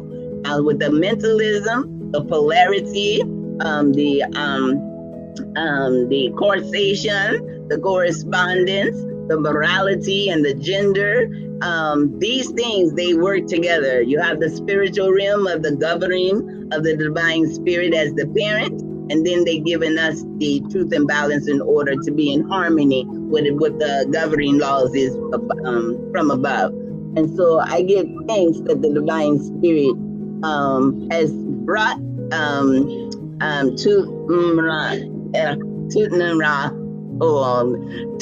I'll just simply just keep it simple, King Tut / Emmett, to even bring this story to my ears. So see, when something comes into my ears, I know there's a divine order for the reason for me hearing this. Because I had to take my office and apply it and see it from a different perspective. And then it enhances and recognizes the exploitation and the demise and the mistreatment that's happening today. When the ancestors are coming back within us, it's all about seeking justice, and we don't have to look to the validation of the system that has found pleasure and has found finance and has found a platform of darkness in order to keep our people blind, ignorant, and dumb, and so in tune with the people telling them what to hear, instead of them able to utilize their mind to how to distinguish and use discernment, and to stop people from telling you what to think, and you utilize your born mind on how to think. That's beneficial for us, because the power to define is what it gives us the power to control. So we have to take back that ability, since we were the first teachers, to define those things that are going to be beneficial for us. We don't have them to validate our language, but see, we can't just speak it, we have to live it. So this is the reason. Somebody said in the chat room, when I said twerk, that I used to be a twerker. You obviously haven't heard my story, but I'm going to sum it up that I used to drink, I used to smoke, I used to snort, I used to shoot, I used to lie, I used to steal, I used to carry guns, I used to carry knives, I used to be a stripper, I used to be a lesbian. I was abusive to old and young, 2-footed and 4-footed, group homes, treatment centers, jail, anything and everything that you can imagine from A to Z. That's who I was. But in the sight of the divine, I was all that for a divine purpose, so I can communicate with those who are still living in that type of environment, who needs to realize that they are a precious stone. And when you find a precious stone in this natural environment, you're going to find it with filth, dirt, soil, everything that's going to be covering it, that you don't really necessarily see its true value.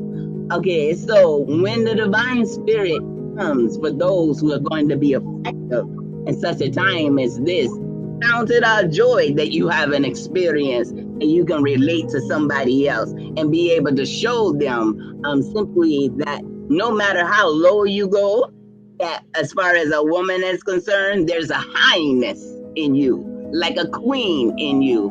And a queen or a king or a leader or a netaru or a netaret is a service to the people. We serve you. So if I had to live all of that filthy way in order for me to live as a fool first so I can become wise today, I count it all joy if you can hear what I'm saying, if you can see what I'm doing, because I'm a reflection of you. And you can be even greater than the things that I have done or have not done. But we can do a whole lot together when we come together and recognize that we have value, that we are significant and relevant in such a time as this.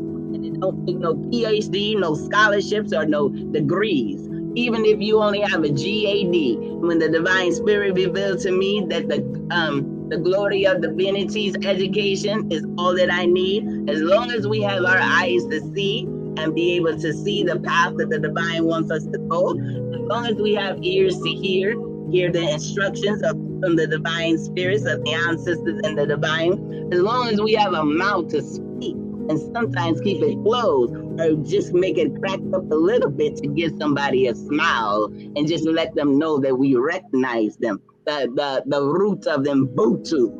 I love them Butu because I don't exist if you don't exist. And we cannot exist together if we don't respect one another. And when we respect one another, then we can accomplish a lot with one another. So I just wanted to let you all know, it's like I have so much that I can share with you all. But this is my brother's platform. This is brother TutemRa Emmett platform opportunity to share his story. But see, when the ancestors come over me, I can't help but to speak when they tell me to speak. I can't help but to say what they tell me to say. And we all have a gift within us to contribute to any conversation, and that we have to recognize that it's not about competition. It's about you being all that you can be and who you were assigned to be in such a time as this. And with that, I'm complete. All right, listen. I want to extend off the copy. I want to connect off one of the last things you said, and abilities and gifts and stuff. I was looking through some of the comments while I was listening to you, and I picked out a few. The first thing I want to say is a brother named Prior Dua. He said he's enjoying listening. Dua, thank you. Peace. There was a sister named Tanisha who asked if the ancestors. She mentioned that I mentioned that I do yoga, Kemetic yoga instructor. Will the ancestors come and use us as a vessel or a portal?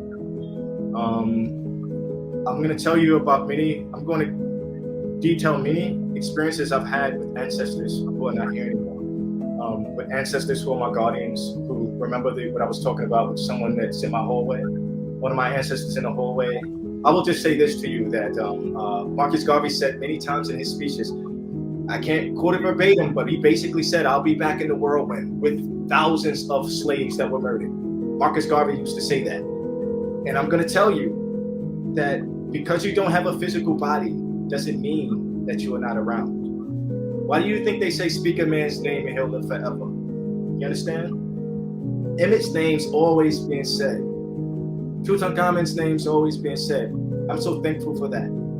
But even before that, I want to also piggyback off of what another person said. I didn't write this person's name down, but he said that, I think this was Haru El Ra. I want to speak to two things. He's one of the detractors in the comments. I want to speak to him. He says that the pharaoh should be a Leo. He should be a lion card. And I'm going to tell you, like I said the last time in the first video, that there's an ancient prediction that Haru would have a reincarnation, a resurrection, a return in the age of Aquarius. He would unite the lion with the lamb. And it's interesting that I'm having this issue with someone named Haru El Ra. When Haru is the Sphinx, Haru M. Aket, all right? Haru on the horizon. That is the true name of the Sphinx, the lion that you see with the human head. And so I want to tell you about me. I had a first time I had an astrological reading about a month ago. And a portion of it is on my Instagram. And where the astrologer tells me that she wouldn't be having a conversation if I wasn't connected. There's something called a dragon's head and a dragon's tail. My dragon tail, just so coincidentally, lays right into the 18th dynasty, the starting of my soul. All right? And then my Saturn is in 28 degrees Leo. Emmett was a Leo. You understand? And he was murdered on the 28th. And so I want to tell you that there's this prophecy or this prediction that Haru would return in the age of Aquarius. And I'm going to explain that riddle, that prophecy for you. They say that this one that they're waiting for return, they call Jesus the Lamb of God. And I also want to qualify this by saying I have no desire or need to propagate that I am anyone's savior or anything like that, or Messiah or anything like that. I am who I am, and that's it. I do have a message to tell you about reincarnation, about the repetition of the soul. And that's the reason why we need to fix this problem. Because if we don't, that means that we're not trying to get the things better for our children. We're trying to get it better for ourselves. Because if we don't fix it now, we will come back here, like Freeman L would always say, come back screaming through the legs of a mother. You will come back here again and not even remember you've been here. Understand? So it's important that you open your mind to these concepts and ideas which are based in Africa. We understood this. For that other person that said it's not African in nature, it is. And so my life as Emmett Till was the lamb, the sacrifice that sparked the civil rights movement. His body was identified by a ring on his finger that said May 25th. I bought this off of MFDC's wrist on May 25th in 2014. My sister had a dream on May 25th that I would die. 7 days later, I crashed and lived on June 1st, which is my father's birthday, who dreams things before they happen, just like me, just like my sister, who is born on the day that the Black Wall Street Massacre ended. Okay, and then 6 years later, I would total my motorcycle on May 25th in 2008. You understand? You know, so how do I unite the lion with the lamb? My life as Emmett Till was the lamb, the sacrificial lamb that sparked the civil rights movement. I had to become the lion, Haru. Like I said before, you have to raise your consciousness above the lower animalistic natures. You have to raise your consciousness and your actions up above your animalistic natures. That's why the human head on top of the lion. And I became the lion, Haru. You understand? Right? So that speaks to Leo. And he would be a Leo. I was a Leo. Okay, I was a Leo in 1941, a year snake, until 1955. But now I'm a Scorpio. And the oldest pharaohs are scorpion goddesses. And the scorpion goddess Selket on my back, she was guarding my tomb. The most famous goddess to guarding my shrine was Serket, the scorpion goddess. And I am very much the scorpion king. And the oldest pharaohs are known scorpion kings. I want to speak to 5-star review that said he wanted to be a rapper, not Emmett Till. Hey, brother, listen, I'll be 44 this year. I've been writing rhymes since I was a teenager. I never wanted to be a rapper. I wanted to be an NFL football player. But instead, when I got to college, my grades weren't good enough. I had to go to junior college. But when my coach tried to yell at me because I did drop a pass, I dropped a pass 3rd and long. Right? See, y'all love to watch these sports and these athletes. I am not amazed. Some of these athletes do stuff that are amazing, but they don't amaze me because I've done stuff amazing on the field. You know, so this coach told me, Lou Saban, that he coached O.J. Simpson on the Buffalo Bills. He was an NFL, Super Bowl winner. He was training out. He was our coach, and he tried to yell at me or, on a bus ride home, and I defended myself. I didn't curse at him, but he sat me on a bench for the rest of the year. I had good grades, but I went through a depression. I got dismissed, and I left football. And I'm so thankful for that cracker that did that to me. He allowed me to, what was his name? Colin Kaepernick, way in 1998. And I'm so happy I ended up in the military. So no, I don't want to be a rapper, but I write rhymes, man. Yes, I write poetry, and I put on the music. Yes, and I love to do it. Do I have an album? Yeah, I don't sell it though. It's online. You know what I'm saying? I created an album because I won't get into that story. But I created an album a year and 22 days after I realized I was Emmett Till, because I felt like all of the music that I was saying that probably needed to be said, because since I was this little boy that was murdered and all of my music had to do with Black struggle and unity, then perhaps maybe I should say this. And so I did that. And I bought a booth. I bought some wood and made a booth in here. And on the day that I was making the booth and I stood it up on his feet, my grandfather appeared to me. I was gonna make a mixtape, that was in 2015. But And that was years ago in 2015. But so no, I do write music and I'm pretty good at rap, hip hop, but being a rapper is not my goal in life, So those are all the things that I wanted to speak to in terms of the he also said supernatural gifts. Listen, I want you to understand that you are supernatural. We're all supernatural. Supernatural is a misnomer.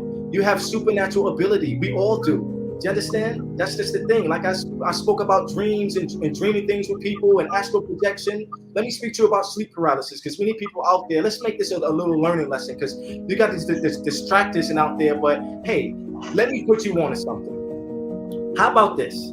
How about, see, Emmett was murdered in Money, Mississippi. See, I don't care about, there's a portion of me that would love for my music, the stuff that I write and to create, to be heard across all platforms. At this point, I don't really care about that. What I really want to do is finish this book, and to feel, when I finish this book, I will feel like, wow, I did some profound shit. You know what I'm saying? I came back here. I'm only telling you about, if I told you the other lives, you wouldn't believe even more. If I told you the other lives, you would not believe me even more. I'm telling you the oldest one and the most recent one. I'm not telling you all of them. If I told you all of them, you wouldn't even believe that. But it will all be in my book. You understand? This is all. And so people out there to say, you think you want to be a rapper? If you play mom, this is my message to you. Write your music from the heart. Write your music from the heart. Write things that make sense. Be careful with the words that you put together. Because look, when we read my book, it's a book about these past lives, but it's really a book about a man who made a change. That's what I did. I made a change from being a lower vibrational dude. That's what I did. So you could do that too. That's my biggest message. You know what I'm saying? But don't go out there looking for something. You know what I'm saying? Let me speak to sleep paralysis. People out there, they wake up and they can't move, and there'd be a dark shadow on them, and they'd be scared. Many people experience that. And when it started to happen to me, what I did is I spoke to many people about it, and I gathered up their experiences. And there are many different types of experiences that people have had with sleep paralysis. They see a dark shadow over them. They see, or they feel a pressure and they can't speak. They can't speak, they can't move. That was my experience. My experience was I would wake up, my eyes were open, but my body couldn't move. I couldn't scream, I couldn't talk, but I could see everything, but my body couldn't move. And I'll be trying to create something out. I try to fight it to say something. And I want to tell you, sometimes I feel a little embarrassed about this, but I'm gonna tell you the truth. The first time that I ever had sleep paralysis and I was able to say something, the words that came out of my mouth was, Jesus, Jesus. The name Jesus came out, because I gave my life to Christ in 22. I was a Christian. I was born a Muslim, got baptized at 11.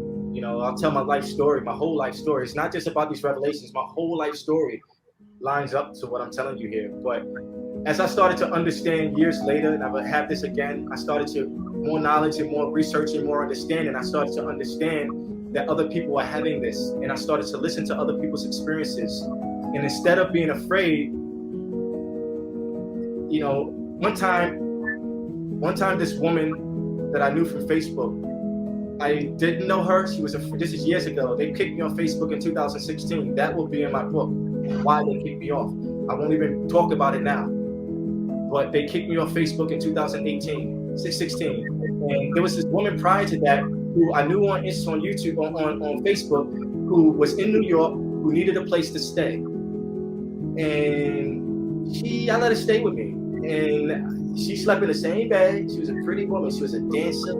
And I ain't touch her. She was a space in between us. And that night I got sleep paralysis. That was the first time. Sometimes I wonder about that. That was the first time that I ever broke out of sleep paralysis without, I got broken. I was stuck. This woman was laying next to me. And in front of me was a ball with lightning shooting out from it. It was a lightning ball, and I couldn't move. And then all of a sudden, I know it was my left hand. I punched it with my left hand, and it darted off on the other side of the bed that she was on. So I always thought about that. It went to her side of the bed, And that was the first time I broke sleep paralysis. with you know, most people don't break it. You just can't move and you can't scream, and but I broke out of it. And then years later from that, another experience is where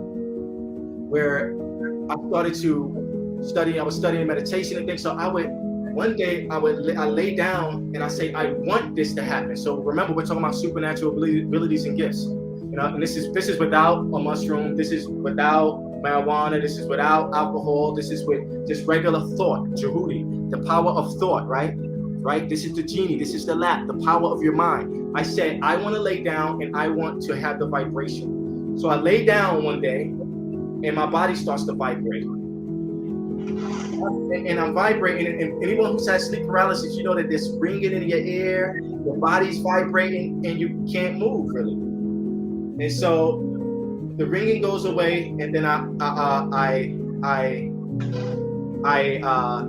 can't see myself. But then I wake back up and I say, wow. I say, yeah, I kind of just did that. And then I said, what are the chances that I could make it happen again? And so this is all in the same sitting. So I lay back down again, and I lay back, close my eyes. Now remember, I'm desiring to do it again because I just did it. And then my body starts to vibrate again. I'm vibrating, and I don't do anything. I don't move a muscle, and the vibrations go away. And I wake up and say, Dad, it happened again. I did that. I definitely did that. I said, what are the chances I can do it again? I lay back down. And when I lay back down, my body started to vibrate again. But this time, what I did is I told myself, roll out of your body, because I had listened to and read about people saying that when you're in this state, that you can tell yourself to roll out of your body. And when I rolled out of my body, I floated, like I'm on the floor. I rolled out of my body looking at myself, and I floated to the window, shot up into the sky, came back and popped back into my body. And that was an introduction to astral projection. We all have abilities to do things like that. We have abilities. I can tell you, there was a woman who read my mind one time. We have more abilities than you think. So to the guy, Haru El Ra. So if you ask me, there's good magic and bad magic. There's people who have abilities to do things out here who are going to use them for low vibrational things, and people who are going to use them for positive things. You know. So with that, yeah. Okay. Yeah, my brother. Well, we have to kind of bring this to a close. Okay. I would hate to, and I'll summarize by saying this. What I opened with in telling you my own experience, I've had out-of-body experience. I went with Reverend Shopton to when the Hutus and Tutsis were at war, and I followed the death truck. There were over 1 million killed in the Hutu-Tutsi war. It was black against black. It was the most horrible thing I've seen. The death truck went around every morning picking up the dead bodies, and then they would take them to a mass grave and dump them in this grave and put lime over them, you know, to kind of submerge the stench.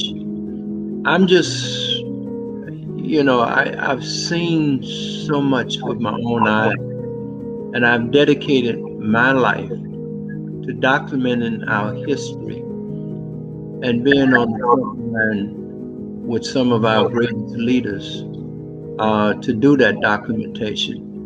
So I just want to say that, yes, our ancestors are returning. Life is such a mysterious and strange journey, but we all have a journey, and I know we all have a story to tell. And we are fantastic beings. I mean, just fantastic, the kind of things that we can do. That is for this particular time that some of us are telling our stories and awakening to let others know that right now we are becoming who we have always been. It's in our blood, it's in our DNA. We have so many lives in our DNA. The Creator has not made new blood. This is the same blood that your great, great, great ancestors, all the way back to your ancient Kemetic ancestors and your ancestors before our Kemetic experience. All those experiences are in us. And it's such a time as this that the time, the period, the season of our reawakening is here. You haven't seen anything yet. I mean, there are things that are going to come out of our children in terms of their abilities and their ability to see and our ability to communicate with one another, mental telepathy. All of this is coming back. It's in us. And so I know a lot of people said, well, Minister Brown, you know, you brought us the great historians and so forth, but you're on a spaceship now. You're traveling with the space cadets. And I said, yes, I'm one of them. I'm a space cadet myself, and I've traveled and I've seen. So I just want to thank you for tuning in with us and staying with us and listening. So thank you, everybody. Look, subscribe. I meant to tell you, you got to subscribe to Tapvideo and hit the bell so we can keep you informed on what we're doing and who we're bringing forward. We are bringing forward a whole lot of different people with insights and trying to keep you up on them, praise and walking with the transition that we are making as a people. Peace, brothers and sisters, and thank you. Angels, right? In the story of Christianity, Gabriel is an angel. In Islam, Gabriel comes and speaks to Muhammad.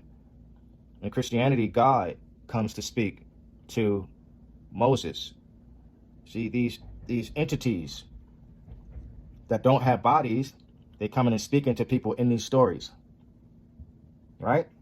Well, we're back with Mamie Till Mobley, Emmett Till's mother. I had the experience of almost a one-on-one conversation with a being outside of myself. And I have to identify that being as God, because the devil would not have come to me with anything of this nature. And it was that it was ordained from the beginning of time that Emmett would die a sacrificial death. Be happy to have been the mother of a child who died blameless like Christ. But there is a job for you to do now. Emmett has done his job. Now your job is to continue to tell the story so that men's consciences will be aroused and justice can at last prevail.